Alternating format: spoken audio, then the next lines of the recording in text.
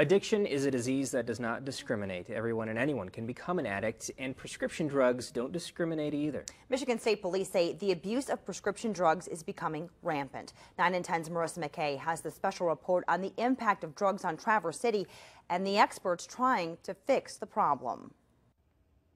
We have more deaths now in the nation from prescription abuse than we do traffic fatalities. It's a tragedy. It's become an epidemic.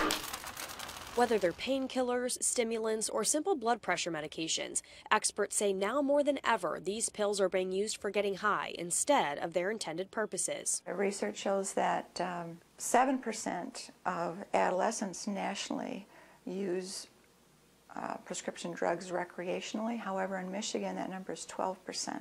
It helps them to not feel the feelings, to try and escape. Munson's Behavioral Health Services says they're seeing a spike in the number of young kids using and abusing Adderall and Ritalin, and they're certainly used in our high school campus as well as the college campuses. Say someone's taking a Vicodin and they also take alcohol, or they're taking Ambien. That can cause their heart rate to become depressed, and they can certainly die from that. They stop breathing. Munson is even getting reports of kids attending farming parties where they purposely mix several different types of pills. They take pills out of their family's medicine cabinets and they just throw all these different pills into a big bowl, and then people walk in and they help themselves and they just throw mouthfuls, of prescription medications. Other treatment facilities say they too are seeing a whole new generation of users. Because it's a prescription, they feel that it might be safer. But then what happens is when that supply sort of dries up, and a lot of these folks aren't so savvy to doctor shop, to have criminal activity, then the replacement is heroin. So we're finding this whole new generation of folks that are hooked on heroin as a replacement to prescription, the opiates, that are very often middle class, middle income folks. That's really a scary thing. Michigan State Police has 4 drug task forces working in northern Michigan to get these drugs off the streets. It's very easy access. They're very small. They're easy to hide. So you can have somebody that can have quite a few pills of Vicodin, and they can put it in different body parts. Plus, the need to feed the habit drives many into other crimes. A lot of our senior detectives are saying most of the crimes that are being committed for B&Es or even violence are to obtain the prescription drugs. And mainly because the access, they are everywhere and almost in everybody's home. By the time these drugs make their rounds on the streets or even back into the hands of law enforcement, they've been out of the pharmacist's control for some time. But because this is becoming a national epidemic, outnumbering the use of even heroin and cocaine, it's changing the way pharmacists have to do things. There's a MAPS report. They're using people's driver's license number. When a prescription gets filled, that's attached to the patient profile. We submit a report nightly with what pills they got, who the doctor was, how many they got, who the patient was, and essentially a day's supply thing. And then if there is a reason for a doctor or a pharmacy to think, geez, that's kind of some odd behavior by somebody, we can have that report printed up, and if there was some crime committed, then it can be turned over to the authorities. Because the number of pill abusers seems to be on the rise, people who really do need these medications could soon find it harder to get them. We won't even be able to order from our wholesalers if there's a spike, because they'll say, no, that's above your normal limits. If you're in serious pain, the people who need these medications legitimately, it's awful. It's as bad as it gets. In Traverse City, Marissa McKay for 9 and 10 News at 6. And coming up tonight on 9 and 10 News at 11, hear from a recovering addict about his long road and what options are available in our area to help people battling addiction.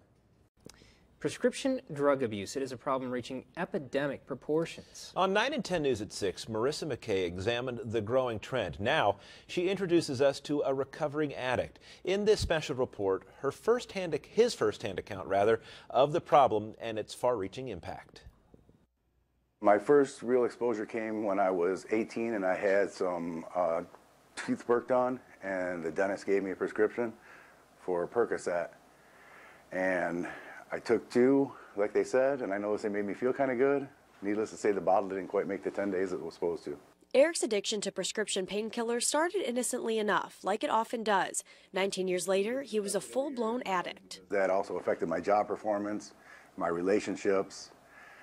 I really kind of withdrew from my family. I think the very worst thing for me was my attitude. Despite his family's urging and a few stints in rehab, he didn't take to treatment until he left his job in Detroit and moved to what he calls God's country. I was never ready, I guess. I always went back to using because it just seemed like the old, comfortable, familiar friend. And this last time, actually there was some court involvement, which kind of forced me to not use for a while. And for me, that was very beneficial, because in that process, I saw my life start to turn around. Eric started with addiction treatment services in Traverse City 5 years ago. Now he works here and plans to go back to school so he can share his story. I went from being a journeyman tool and die maker to now I'm going back to school because I want to be a therapist in substance abuse.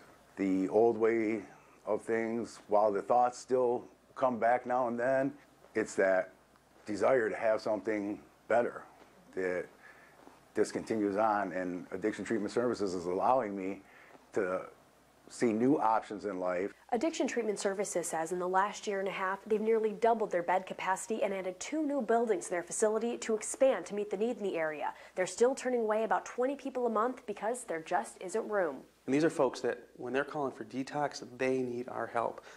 And that has to happen before treatment can happen. So we're building a new, brand new detox facility, as well as the facility that we're in right now is a whole community center concept.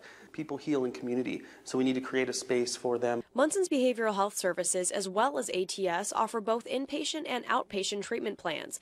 But the agencies are trying to be proactive to get to kids before prescription pill abuse becomes part of their lives. It's a real concern for us because at the teenage level, it has quadrupled in the last 10 years, prescription drug abuse as well as deaths. We have a distracted driving that's coming up in the spring. We talk about alcohol and prescription drugs. We're seeing a huge increase in the early 20-year-olds that get caught up in the legal system.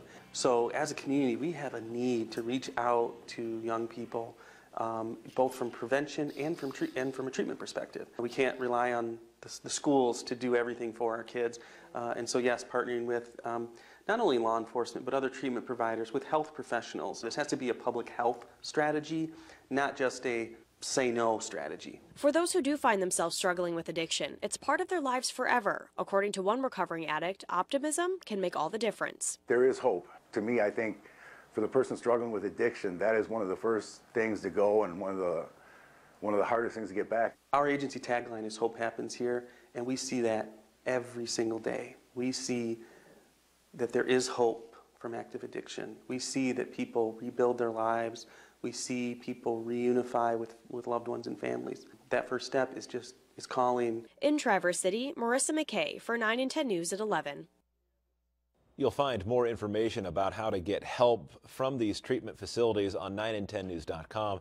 We've also posted information about where you can take your unwanted or unused prescription drugs.